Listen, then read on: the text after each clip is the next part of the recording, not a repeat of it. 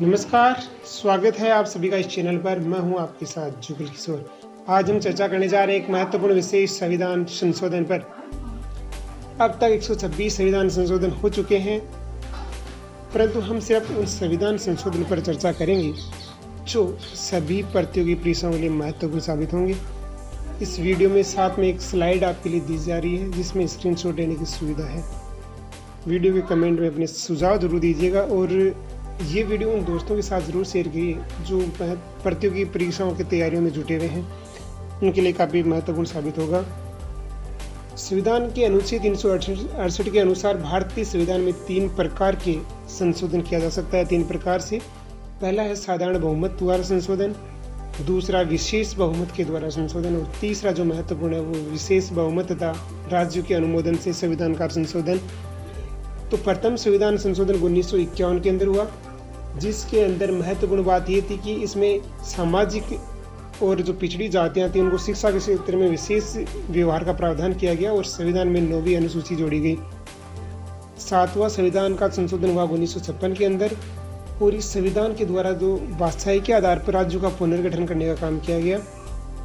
1964 के अंदर 17वां संविधान संशोधन किया गया, जिसमें महत्वपूर्ण काम संपत्ति के अधिकार और अधिकारों में और भी संशोधन करते हुए उसमें 9वीं अनुसूची में रखा गया, जिनकी वैधता की परीक्षा सर्वोच्च न्यायालय के द्वारा नहीं की जा सकती थी। 18वां संविधान संशोधन 1966 के अंदर हुआ।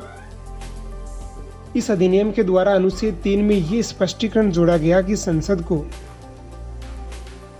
नए राज्य या संघ राज्य क्षेत्र बनाने की विस्तृत शक्ति है।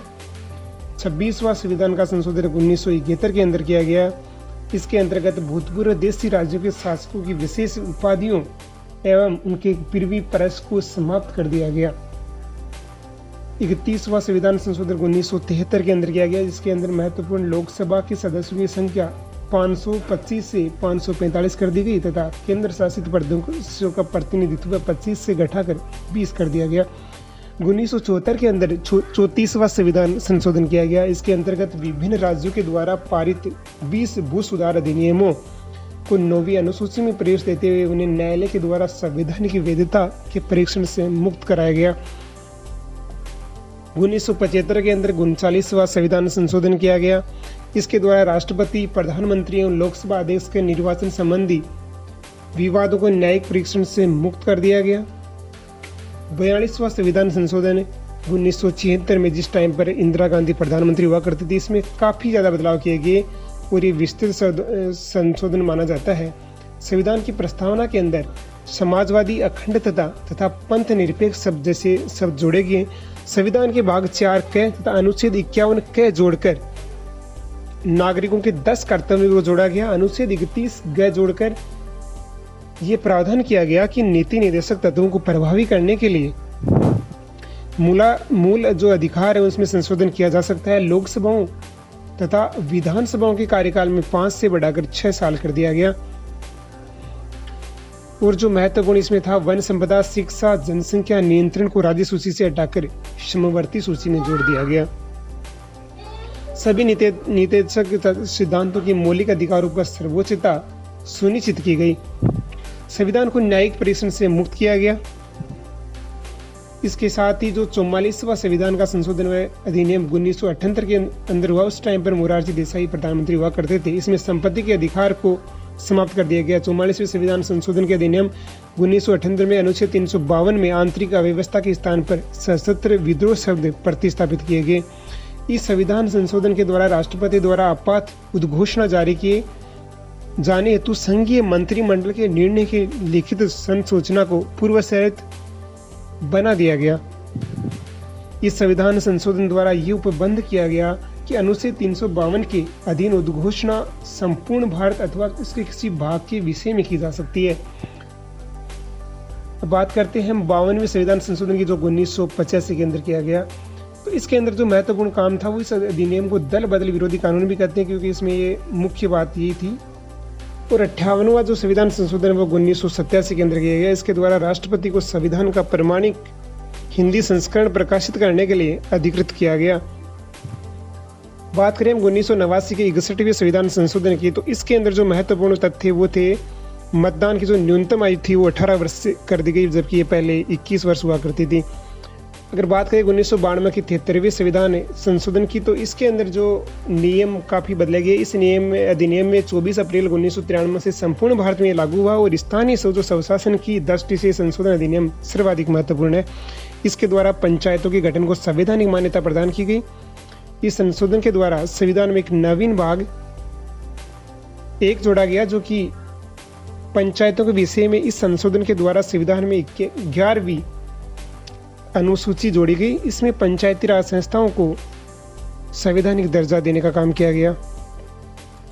पंचायती राज संबंध में भारतीय संविधान का अनुच्छेद 243 विशेष उल्लेख करता है।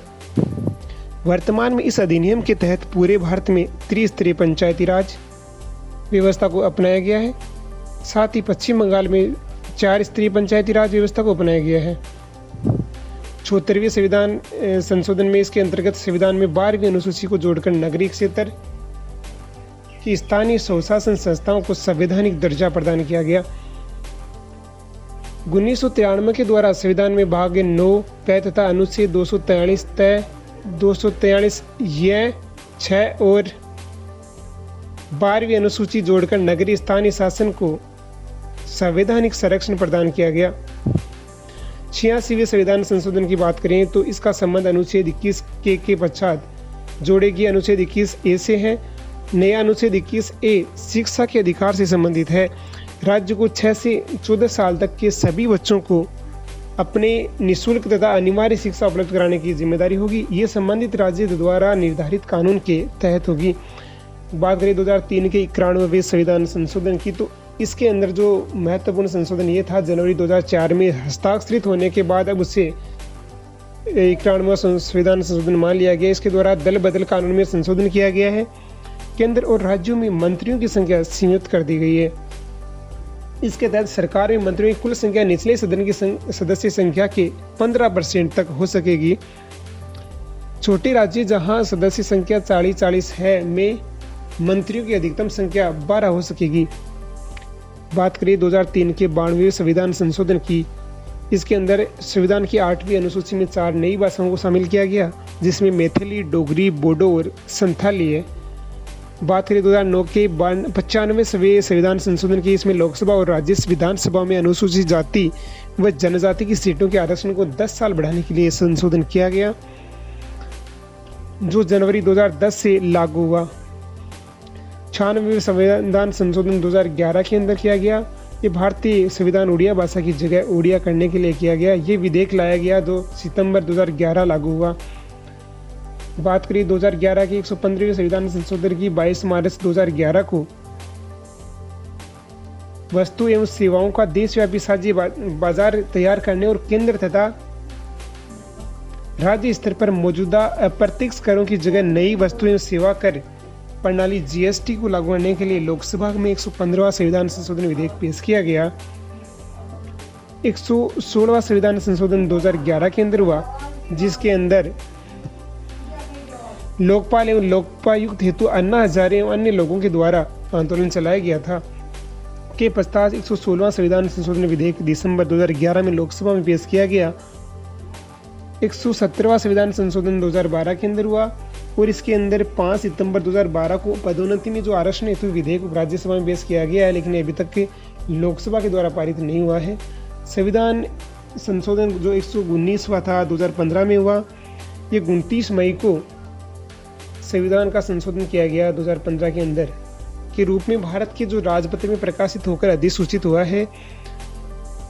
इसके अंतर्गत भारत और बांग्लादेश के बीच 1974 में हुआ भूमि सीमा समझौता अमल में आएगा, जो LBA है। इसके साथ दोनों देशों की 4096 किलोमीटर लंबी सीमा में विवादास्पद जो मुद्दे हैं उनको करने की दिशा में 19 दिसंबर 2014 को 122वां संविधान 6.1 किलोमीटर लंबी सीमा के पुनर्निर्धारण को अमल में लाने का कार्य शुरू होगा। बात करें 2013 के 120वें संविधान संशोधन की, तो इसके अंदर सुप्रीम कोर्ट और देश में जो 24 हाई कोर्ट में जजों की नियुक्ति की 20 साल पुरानी थी कॉलेजियम प्रणाली, उसके स्थान पर न्यायिक नियुक्ति आयोग का गठन करने की बात की गई है। ये 120वां संविधान संशोधन इसके बारे में बताया गया है। विधेयक 2013 को राज्यसभा ने 5 सितंबर 2013 को पास कर दिया गया है। उल्लेखनीय है कि 1994 में सुप्रीम कोर्ट ने उच्च अदालतों में जजों की नियुक्ति के लिए कॉलेजियम प्रणाली को शुरू किया था। उच्च अदालतों में जजों की नियुक्ति कॉलेजियम प्रणाली से होती है। इसमें देश के 5 शीर्ष जज शामिल होते हैं। 2014 में 121वां संविधान संशोधन किया गया। ये नरेंद्र मोदी की अध्यक्षता में हुआ और 13 अगस्त 2014 को लोकसभा ने 121वां जो संविधान संशोधन पेश किया, इसके अंदर 121 अनुच्छेद 127, 128, 2017, 222, 224 और 231 को संशोधित करता है।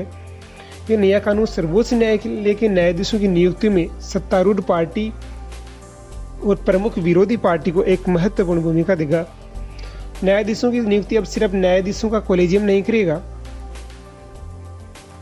इसके साथ ही 122वां जो संविधान संशोधन है वस्तुएं सेवा कर जीएसटी को देश भर में लागू करने की दिशा में 19 दिसंबर 2014 को 122वां संविधान संशोधन विधेयक लोकसभा में प्रस्तुत किया गया।